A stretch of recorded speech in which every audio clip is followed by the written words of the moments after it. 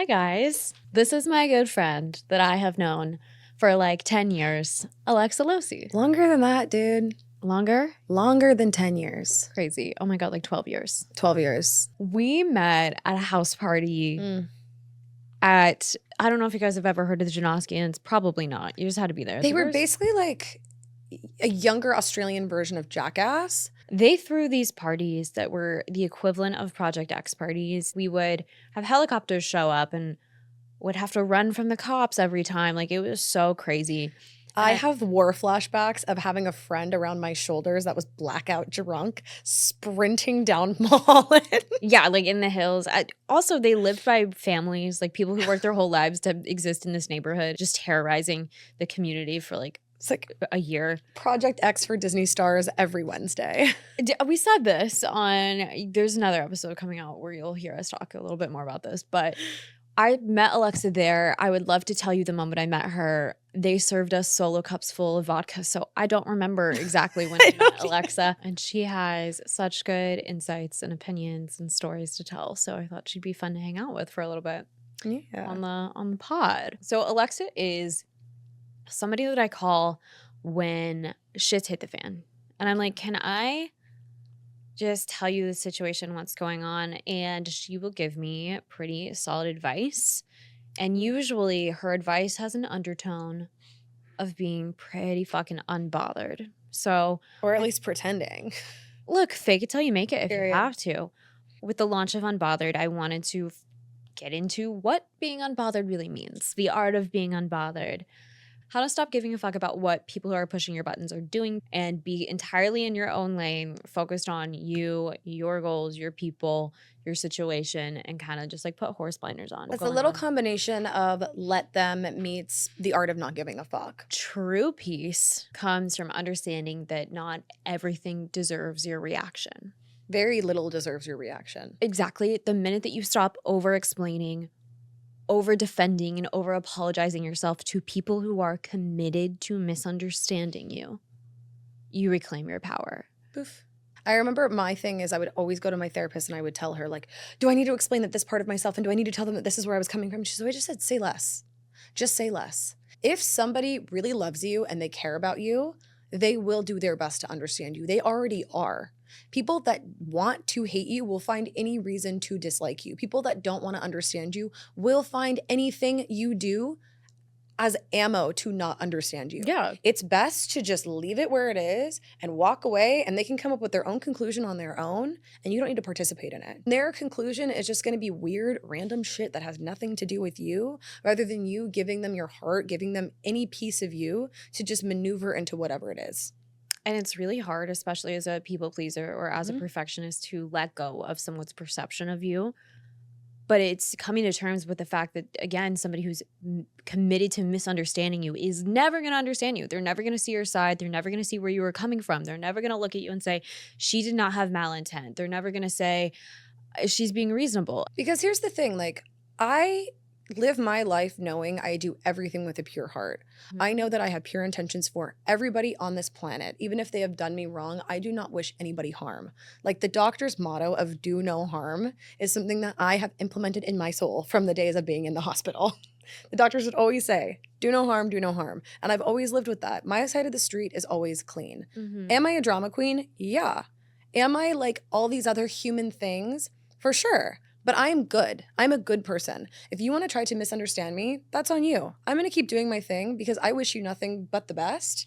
And if you want to wish me the worst, I don't claim that. I agree. I think if your side of the street is genuinely clean, who gives a fuck how they want to try to misconstrue the situation, how they want to make you appear to other people. If you're sitting there manipulating the situation to make me look bad, the situation's not bad, you are. But instead of letting it eat your soul away, instead of letting it keep you up at night, instead of letting it overtake conversations with your besties where you're like, well, but I just don't understand why they did this or why this happened, I think it's just best to take a beat, take a deep breath and be like, well, that's not really my issue.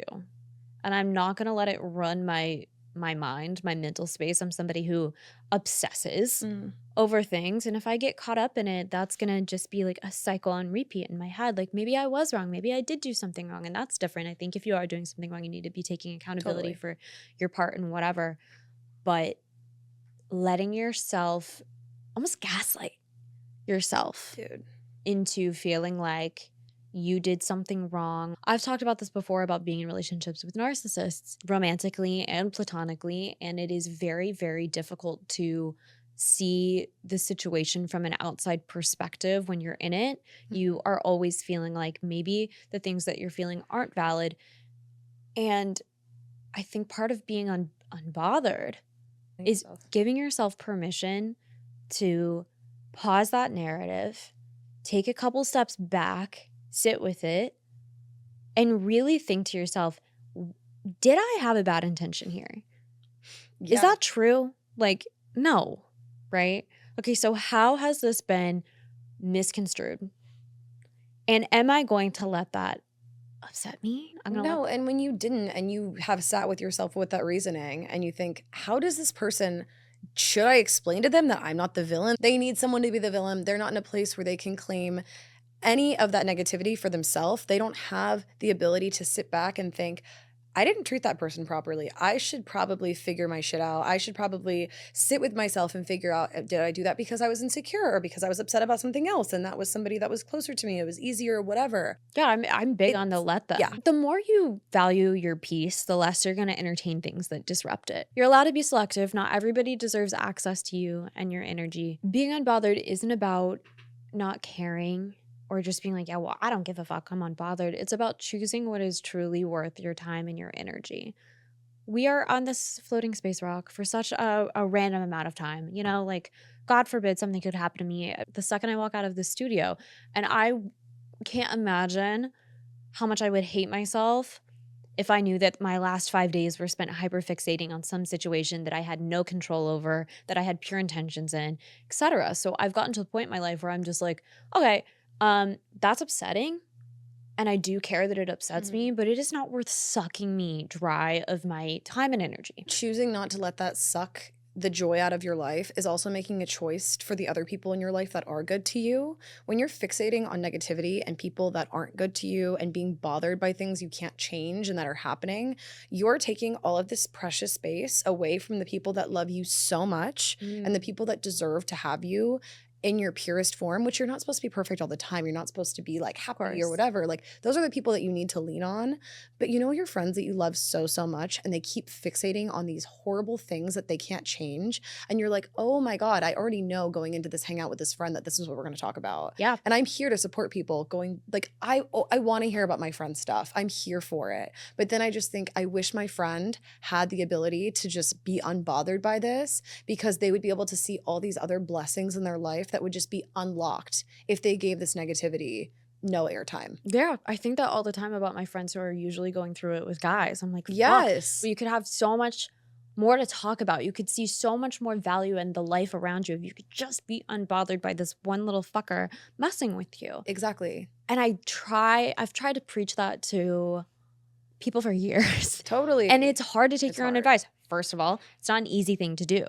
It's like a muscle. It's a mental workout to get to that Totally. point, and it's not consistent. It's not like you reach a point in your life and you're like, okay, that's it. Like I'm good. I'm unbothered by everything. But it's a perspective. Totally. And it's choosing what's worth being bothered by. Yeah, like I'm gonna be bothered by things for sure. But Well, sometimes it's worth it. the things that are not worth being bothered over are people who are projecting their insecurities onto you to solicit a reaction. The moment that you stop seeking validation and that you stop seeking acceptance, you become untouchable. Totally. It's when dating becomes fun. It's when new skills become fun.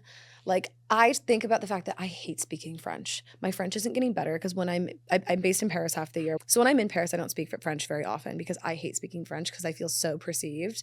by my elementary level of French speaking. Well, they're very judgy there too. They're very judgy there, and I am very bothered. And I'm like I'm like, if I could just not care what the French people thought about me when I spoke French, I would be fluent. I love speaking French with my friends that speak French, like if I'm in New York, if I'm in LA, because I'm just speaking like so unbothered. If I mess up, it's not a big deal. French is so fun when I'm speaking French for fun. But when I have to speak it and I'm so traumatized, like I don't want to speak French at all. You feel put on the I spot. got put on the spot, and it's the same with everything. It's like I'm so bothered about speaking French. I used to get so bothered going on dates with guys, so worried they weren't gonna like me. Now I'm like, I don't even want to be here. Like this is a waste of my time. It's worrying more about if someone's going to like you before you're even considering if you like them. Exactly. And their opinions lose power when you realize that they never mattered in the first place. No. Like, who cares what this waiter at a restaurant thinks about your French? The only thing that's happening there is you're either getting some feedback on it and growing, or you succeed in ordering a fucking grape. Like, okay, you know, it's real growth is when you're able to put yourself out there in general, first of all, okay? I'm not going to say that I'm putting myself out there and I'm not scared. Every time I have to restart something and jump off a cliff, I have butterflies in my stomach and I'm like, oh, fuck, here we go. But I've done it so many times in my life. I've moved like 13 times in my life that at this point, I'm used to the adrenaline and the craziness and the horrifying thrill of putting yourself out there.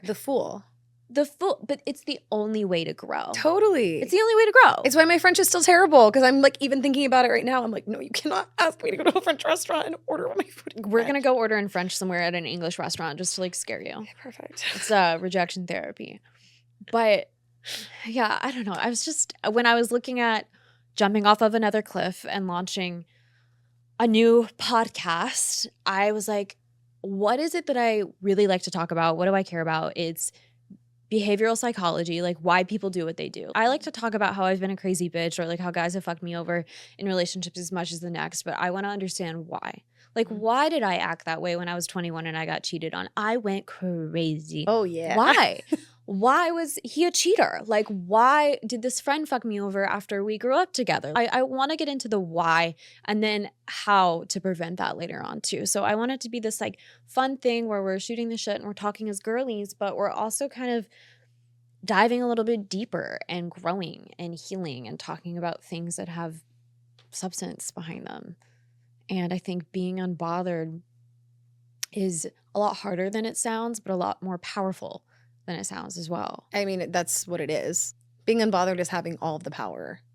It really is. Like, think about the ex that you broke up with or that broke up with you and then never even posted a sad quote. Like, never did a thing. Never tried to post a girl to piss you off. Just went about it as normal. Like, completely unbothered as if you never existed. Actually, you should tell the story. I have a crazy story. Okay, so this is somebody else's story. Okay, so I had a friend, we're going to call her April, and she had been dating this guy since she was like in middle school. She had been so close with him, his family, where April was, like her boyfriend was. Like they were so close. We all know those people that you're like, how have you guys been together since you were little children? So it kind of got to the point, I think they were in their like early 20s. They were living together. They had like moved to the city from the suburbs. And yeah, it was the only relationship she knew. Everything was good. Everything was great until she realized that like he kind of was like leaving on trips a little bit longer than he used to. Eventually, she found out that her partner had been cheating on her. They were engaged at that point. They had their own house together. They'd been together for 9 years? 9 years. 9. Her only relationship, her only love, her whole idea of what love was. So he was going on another trip. She pieced it together that he was seeing another girl. And rather than freaking out while he was gone, she went through their house that they lived in together. She made the house perfectly clean when she left it, didn't destroy it, didn't anything, just left it as it was. Didn't like clean it for him, but just left it as it was, made the bed. And all of her friends and family blocked him on Instagram. They'd also known him. Since he was a kid. Yeah. Everyone that was hers, undeniably hers, blocked him on everything. She left the engagement ring on the kitchen counter, and it was the only thing she left. And she never spoke to him again. How did it make him feel? Like, what was his reaction to that? So somebody else told me that they had a conversation with him, and he basically said that that was the thing that through his whole life has just shook him to his core. He was like, I thought she was going to reach out at some point. I thought that it was like a mistake I had made, and I realized like she was the girl for me. And he goes, I tried to reach out to her. I tried to write her letters. I tried to figure out where she was. He said he even had like run into like her family members at one point, and they were like, I'm sorry, we don't know you. Who are you? Who are you? We never met you. And he said that like that keeps him up at night. He can't even go into another relationship because it made him question his worth, because he was like, she's not going to fight for me. Everyone was like, dude, why would she fight for you? No, fight for you. So he ended up telling someone that I knew that he started questioning his reality as if it like had never existed. He was like, I walked into my house and just everything was the same except everything from her was gone. Like she was never there. Like she was never there. Like even the photos of them she had taken out of the house. Oh. He started questioning reality just because she gave him absolutely nothing. Like there was no letter, there was no closure, there was no anything. She had absolutely no interest.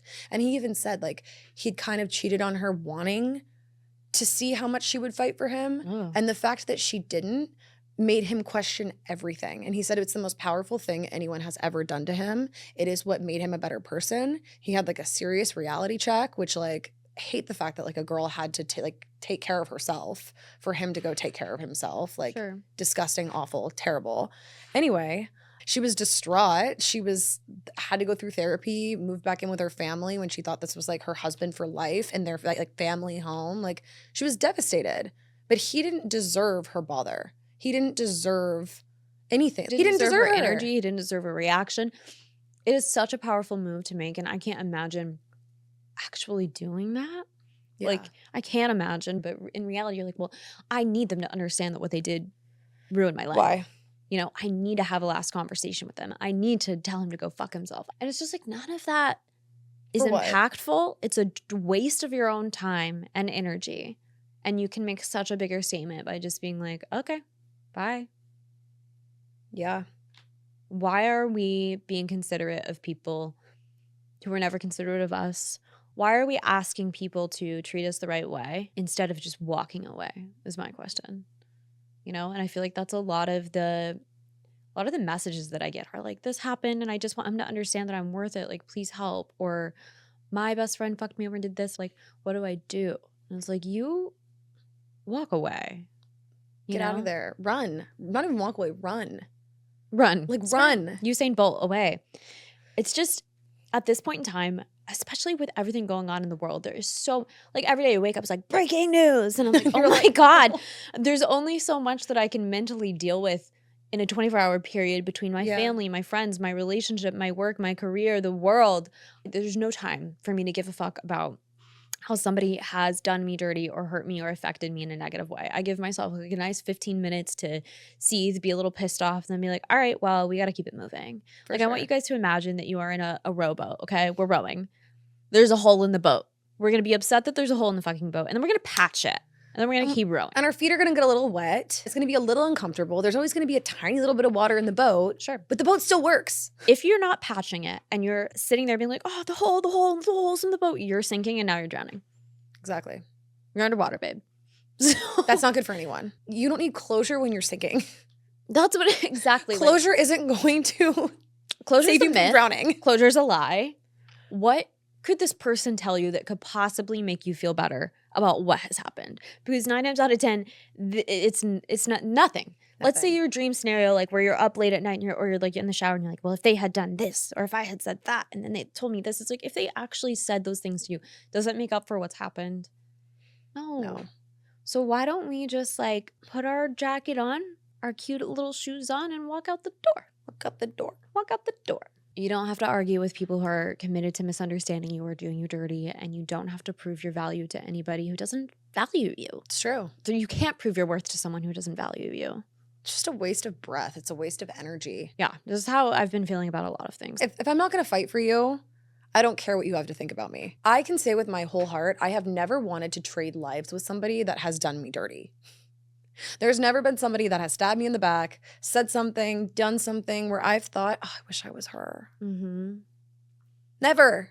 But I think that like the art of being unbothered, it's not just this like mentality that you get into and you're like, okay, we're there. It's a lot of self-work. It's a lot of understanding yourself, your emotions, the psychology behind why people do what they do, why you're doing what you're doing, analyzing it all. I have around this much peace in my entire life. This much peace. I'm protecting that little bit with everything. I cannot be bothered over dumb shit to taint this precious little piece I have. Yeah. Don't come for it. I will protect this little piece of peace I have until I figure out how to get more of it. Yeah, and help it grow. That's what I want to surround Yes. myself with, things that are helping my peace grow and evolve, like not dim my light or Oh, try to my snuff it little out. sourdough starter of peace. My sourdough I starter. have but just a little sourdough starter of peace. And I am not going to let dumb shit taint my sourdough of peace. I'm trying to grow a lot of bread of peace. Peace bread. Bake. I'm For trying baking. to bake all of this peace into my life. And if I am bothered by dumb shit, it's not gonna. I'm gonna be hungry. I'm gonna have no bread. And I'm gonna be sad. These metaphors. I'm gonna be Or sad. like you're rowing a boat, you're I'm gonna be drowning. sad. You're baking bread. You you're have no hungry. bread. You have no boat, and you're sad. We're shutting it the fuck down. Okay, that's what's happening. We're shutting it down, and we're growing. We're evolving. And if we're growing too fast and people can't catch up, that's their own problem. And so now my whole mission that you guys are hopefully going to come on with me is to figure out how we're growing, how we're evolving, how we're bettering our relationships, how we're letting go of relationships that are sucking us dry, and how we are becoming unbothered through it all. And we will be faking it until we make it. If you're listening and you're like, I'm just like not like that, okay? Everything bothers me. Everything hurts me. That's fine. Same. I used to be the same way. Same. It takes discipline. It takes a lot. And again, it's not this like place you get to where you're like, okay, well now I'm just like too cool for school. Nothing bothers me. It is a hard hike. And also, I want to say, being bothered by the right things is very cool. Yeah, and it matters. Things matters. should bother you. Something should Some bother things you. should very much bother you, and you fight for those things. So they eventually don't bother you. It's all the things tied up into one. It's don't sweat the small stuff. Like every self-help book ever. Every self-help book ever, but we're just girls. We're just girls trying to figure out how to self-help. That's what this is. I want to be real about it. I want to be like, this is what I've been told, and this is how I'm actually feeling, and this is what I figured out works, and figure it out together with each other. Because my favorite thing to talk about before was about relationships and about all of the nuances that come with them and, you know, how to keep it moving regardless. And so that's what we're going to do. Let's be unbothered in dating. Let's be unbothered in relationships. Let's be unbothered with our families, with ourselves. By our bosses, by our In the workspace. dads. And our dads. I just think like I'm in this place where I want to be with all of my friends, where I want to just be who I am. I don't want to feel like I have to put on a front to be liked or accepted by somebody. I want to be able to be weird. I want to be able to just express myself. I want to be able to just live through my human experience, knowing that I'm good to people. I have good intentions. I have a good heart. I try every single day. I'm just like so sick of feeling like I need to play mental gymnastics to just make it through a day of interacting with people. Mm-hmm. And that's like that shift. At the end of the day, all of this to say that mastering your own reactions, mastering your own emotions is the ultimate power move. Mm-hmm. When you're in control of your emotions, no one else can control you. The best piece of advice I've ever received is the person that is in the most control of their emotions in the room is the most powerful. I agree. If you can emotionally regulate and handle yourself accordingly in any situation, which is more or less being unbothered in the moment, feel your feelings after, sort it out by yourself later, Yes. you can conquer the world. 1,000%. And you will live a happier life. And it's hard. That's the hardest thing ever, to be in control of your emotions all the time. Of course. But emotional regulation, I am so huge on for various reasons. And this is something I'll get into that I've spoken out about previously is my cortisol levels are really, really high. They're off the charts. Oh, yeah. I get sick, hospitalized when I get stressed. Like one time I had psoriasis that looked like chickenpox all over my body for a year. One time I got shingles at like 25 that turned into meningitis and I was hospitalized with a spinal tap. Like if I get stressed, my autoimmune issues come out. And so I've had to learn and prioritize emotional regulation. And I've also had to separate myself from anybody who triggers me to become bothered or emotionally unregulated. It's been something that has like been my number one thing that I've done myself work on for years. And it is really, really powerful. Mm-hmm. And I think that we forget that sometimes it's not always mental. The way that it can affect us physically when we allow people to bother us is massive. Yeah. The way that you don't want to get out of bed because you're sleeping in late because you have to face, the situation that's going on. The way that you have anxiety, your heart is racing, you have a lump in your throat. Also, being unbothered is just more fun. It's kind of cute. When you're unbothered, you're like, I don't give a fuck. I'm gonna go dance on this table. Who are you to tell me I can't? This is a weird way that I've been bothered, or like two in my head. I can't dance unless I'm drunk because I know I can't dance. Who cares? But you know the song I Hope You Dance? Yeah. Sometimes I picture myself really old and wishing that I had danced more when I was young, and I don't. Like, I sit it out. I don't dance because I'm so in my head unless I'm drunk. But I don't want to be drunk and Girl, let's go dance. Half the time people think I'm drunk, I'm sober, and I don't care. I don't care. My grandmother was the most unbothered person ever. Everyone thought she was weird. She didn't give a fuck. She died at like 100 years old, literally saying, I had the best life ever. See, that's what I want. See you on the other side. Go enjoy the rest of yours. Like, that's how I'm trying to die. I'm trying to die 100 years old, surrounded by my kids, get to say goodbye to everybody and be like, I did this right. Yeah, I don't want to be the person who's like, damn, I sat on the sidelines. Hell no. No. No. That's okay. Bothered, fussy. Fussy. I don't want to be fussy. I don't want to be fussy. I'm going to make a personal, a little like things, a list of the things. Table sober? Oh my God. Yeah. Like a list of things that make me bothered and slowly check them off, and I'll hold myself accountable. Okay, so what are we doing this weekend? I need to dance sober. We're going to dance. All right. I also don't like karaokeing sober. Do you? I mean, I'll karaoke sober. I'm usually the first one that starts because that's how you get the party going. Maybe we should have karaoke. Let's have a karaoke party in New York. Okay, but can we drink? Like, I'll do a couple. We can drink, but the challenge is going to be you're starting it sober. Oh God. Okay. You're starting it sober. I'll do it with you. All right, and you guys are invited. We'll let you know the details. Are we actually going to do this? Yeah. Okay, cool. It'll be on the Instagram. All right, cool. I'll sort it out. I'll email some people. All right, well, until then, we will see you on Tuesday. Bye. Bye. Thanks for having me on.